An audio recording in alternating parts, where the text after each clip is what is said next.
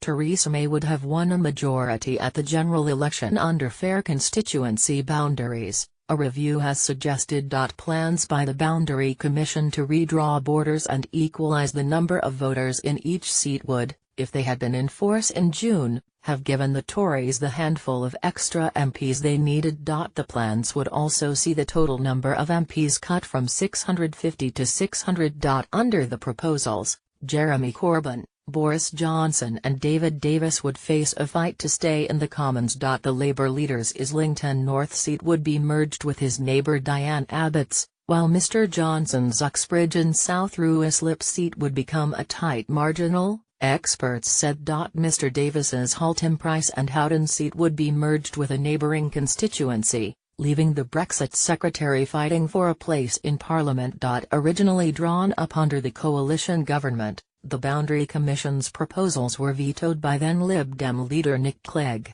who reneged on a deal to support them. David Cameron failed to pass them before he left office in the aftermath of the Brexit referendum, and Mrs May called this year's election before they could be put on the statute book.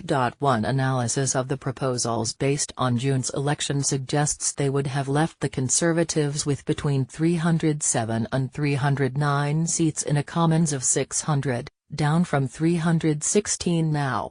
Labour would be reduced from 262 to around 240. Currently the Conservatives lose out as a result of where constituency boundaries lie. Their seats tend to contain more voters, meaning the number of MPs they have is lower than if they were of a more equal size. The government is still committed to passing the plans, but ministers privately say there is next to no chance of them being in place for the next election.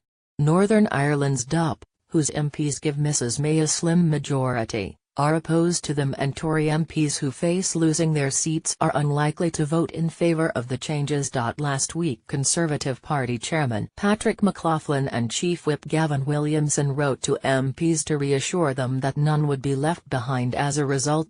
Constitution Minister Chris Skidmore added a boundary review is needed to ensure fair and equal representation for the voting public across the United Kingdom by the next general election.